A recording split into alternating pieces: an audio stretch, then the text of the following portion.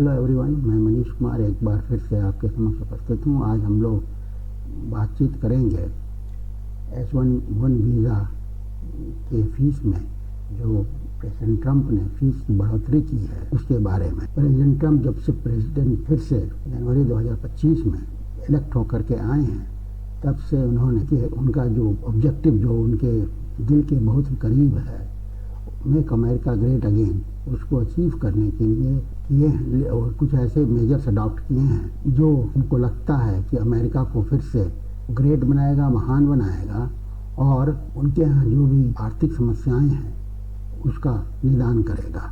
इनमें से दो ऐसे मेजर हैं, ऐसे उपाय हैं जो कि भारत के ऊपर जिसका सीधा प्रभाव पड़ रहा है। ये मेजर्स हैं 50% तक भारतीय वस्तुओं पर आयात शुल्क लगाना, और दूसरा है H1B वीज़ा की फीस में वृद्धि करना। ट्रेड टैरिफ की वस्तुओं पर वह 2 इंस्टॉलमेंट में अप्रैल और अगस्त में लगाए गए 25% और भारतीय वस्तुओं पर इस तरह से 50% तक टैरिफ लगा दिया गया है यूनाइटेड स्टेट्स में। और दूसरा जो इम्पोर्टेंट मेजर जो कि प्रेसिडेंट ट्रंप ने लिया है वह है H1B वीज़ा की शुल्क में भारी वृद्धि करके उसे $1 लाख तक कर दिया है, और यह सितंबर 2025 से यह लागू भी कर दिया गया है। इसी के ऊपर हम लोग बातचीत करेंगे। वीडियो को आगे बढ़ाएं उसके पूर्व मैं आप लोगों से अनुरोध करूँगा वीडियो को शुरू से लेकर आखिर तक देखें, वीडियो को लाइक करें, शेयर करें, अपना कमेंट दें और चैनल को सब्सक्राइब करते हुए बेल आइकन के बटन को प्रेस करें। तो चलिए हम लोग वीडियो को आगे जारी रखते हैं। H1B वीज़ा के अंतर्गत जो $1 लाख तक की फीस की वृद्धि ट्रंप ने की है वह सितंबर 2025 से लागू हो गई है। इसके पहले इस तरह की फीस $2,000 से $5,000 के बीच ही यह रेंज करता था, इसी के बीच में लिया जाता था। और यह फीस जो इस कंपनी स्पॉन्सर करती थी, जो अपने यहाँ एम्प्लॉय करती थी, उसको देना पड़ता था। यह मेजर इसलिए लिया गया है ताकि अमेरिका के लोगों की जो रोज़गार संबंधी समस्याएं हैं उसको हल किया जाए। हालांकि फीस वृद्धि का जो निर्णय लिया गया है उसमें कुछ अपवाद भी हैं। ऐसी सेवाओं को एग्जम्प्ट किया गया है जैसे कि जिसका संबंध हेल्थ केयर से हो या इंजीनियरिंग से हो, उसको अपवाद में रखा गया है। यह फीस बढ़ोतरी का जो निर्णय है वह सितंबर 21, 2025 से लागू हो गया है। और इस तरह से जो इसके 21 सितंबर के पहले जिन लोगों ने भी अपना आवेदन दिया है वे इस फीस बढ़ोतरी के आदेश से मुक्त हैं। साथ ही साथ एक ऐसा भी प्रावधान है जिसके अंतर्गत यदि जो भी अथॉरिटी अगर वो चाहे तो नेशनल इंटरेस्ट को ध्यान में रख करके इस तरह की फीस जो वृद्धि की गई है उसको वेव ऑफ कर सकता है, उसको माफ़ कर सकता है। लेकिन यह जो नई नीति का निर्धारण US प्रेसिडेंट ने किया है उसको वहाँ के न्यायालय में चुनौती दिया गया है, खासकर US चैम्बर ऑफ कॉमर्स के द्वारा, जिन्होंने कहा है कि इस तरह के आदेश वहाँ के बिजनेस के ऊपर विपरीत प्रभाव डालेंगे। इस संदर्भ में यह जानना आवश्यक है कि H1 वीज़ा क्या है। तो H1 वीज़ा एक ऐसा वीज़ा है जो कि नॉन इमिग्रेंट के लिए लागू होता है और इसके अंतर्गत US में अस्थायी रूप से प्रवेश मिलता है और इसके अंतर्गत टूरिज्म आता है। बिजनेस के लिए अगर कोई जाना चाह रहा है तो वह आता है। यदि कोई काम करने एम्प्लॉयमेंट के लिए आना चाहते हैं तो वे आ सकते हैं। अध्ययन करने के लिए अगर कोई जा रहे हैं तो वे भी इस वीज़ा के अंतर्गत ही आते हैं, या फिर अपने स्वास्थ्य के मेडिकल ट्रीटमेंट के लिए अगर जा रहे हैं तो ये सभी लोग H1 वीज़ा के अंतर्गत आते हैं। H1 वीज़ा के अंतर्गत जो भी US में कंपनियां हैं वे फॉरेन वर्कर्स को अपने यहाँ एम्प्लॉय कर सकती हैं वैसे क्षेत्रों में जहाँ की विशेषज्ञता की ज़रूरत है, जैसे कि स्टेम अर्थात साइंस, टेक्नोलॉजी, इंजीनियरिंग और मैथमेटिक्स के क्षेत्र में अगर कुछ ऐसी विशिष्ट योग्यता के लोगों की ज़रूरत है जो कि अमेरिका में उपलब्ध नहीं है, तो वैसी कंपनियां बाहर के लोगों को, बाहर विदेशी नागरिकों को भी अपने यहाँ एम्प्लॉय कर सकती हैं।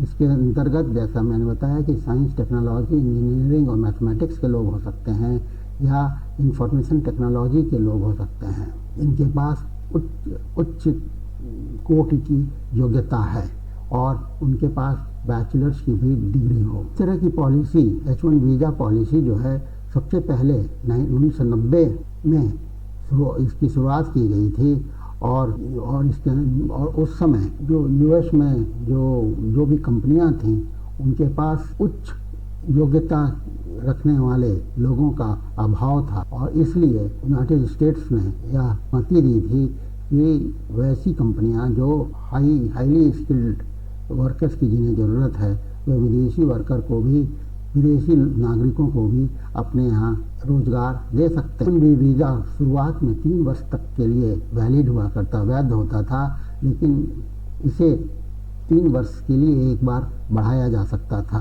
सकता है।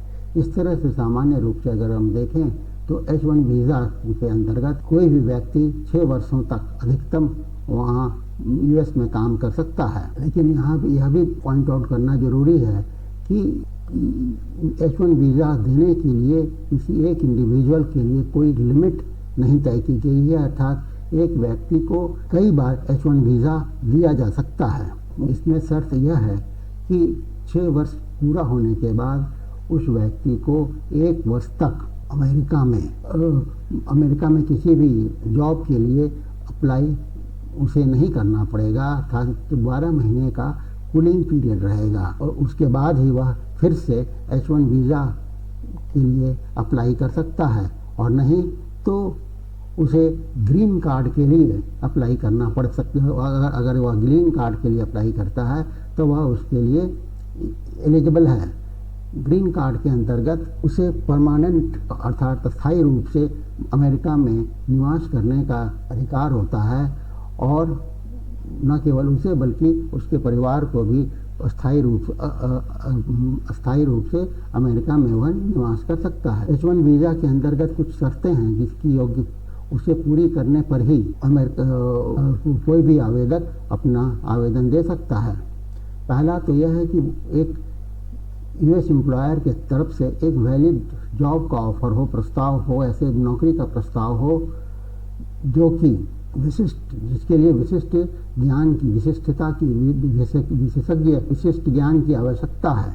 तो ऐसा व्यक्ति को कि वैध तरीके से नौकरी का प्रस्ताव यूएस एम्प्लॉयर के द्वारा दिया गया है और उसके पास कुछ ऐसी विशिष्ट नॉलेज है जो कि उस कंपनी को उसकी ज़रूरत है। दूसरा यह है कि उस व्यक्ति के पास यह प्रमाण होना चाहिए कि उसके पास बैचलर की डिग्री है या उसके समकक्ष उसके पास अनुभव प्राप्त है। तीसरा, यूएस एम्प्लॉयर को भी यह इस्टेब्लिश करना होगा कि इस व्यक्ति को वह स्पॉन्सर करके अपने यहाँ नौकरी दे रहा है, उस तरह के विशेषता यूएस नागरिकों में नहीं है, अर्थात उसका अभाव है। अब ये H1 वीज़ा को जो स्वीकार किया जाता है, वो जो निर्गत किया जाता है, उसकी एक सीमा भी तय की गई है और यह सीमा है 65,000 प्रति वर्ष जो है नए वीज़ा जारी किए जाते हैं और इसके अतिरिक्त 20,000 वीज़ा और भी जारी किए जाते हैं वैसे आवेदकों के लिए जिनके पास मास्टर्स की डिग्री हो या हायर डिग्री यूएस यूनिवर्सिटी से जिन लोगों ने प्राप्त किया हो, उनके लिए 20,000 वीज़ा अतिरिक्त उपलब्ध है। इसमें कुछ अपवाद भी जोड़े गए हैं। ऐसे लोग जो कि हायर एजुकेशनल इंस्टीट्यूशन में कार्य करना चाहते हैं या नॉन प्रॉफिट या सरकारी रिसर्च ऑर्गेनाइजेशन में काम करना चाहते हैं, उनके लिए कैप को लेकर जो 65,000 और 20,000 का जो कैप निर्धारित किया गया है उसमें छूट दी जा सकती है। H1B वीज़ा में जो यह परिवर्तन किया गया है जिसके अंतर्गत फीस में भारी वृद्धि की गई है, उसका असर भारतीयों पर ज़्यादा पड़ने वाला है, क्योंकि भारत से जो वर्कफोर्स अमेरिका जाता है उसकी संख्या total American immigrant H1B visa के अंतर्गत आते हैं वह 70% भारतीय हैं। और इस तरह और ऐसा आंकड़ा 2015 से लगातार आ रहा है। और इसी प्रकार से उसके बाद चाइना का नंबर आता है, जहाँ से 12 से 13% लोग अमेरिका जाते हैं H1B वीज़ा के साथ। और यह चाइना में यह जो आंकड़ा है यह 2018 तक का है। इसके साथ मैं अपने वीडियो को यहाँ समाप्त करता हूँ और आपसे अनुरोध करता हूँ कि वीडियो को लाइक करिए, शेयर करिए, कमेंट करिए और चैनल को सब्सक्राइब करते हुए बेल आइकन के बटन को प्रेस करिए। Thank you.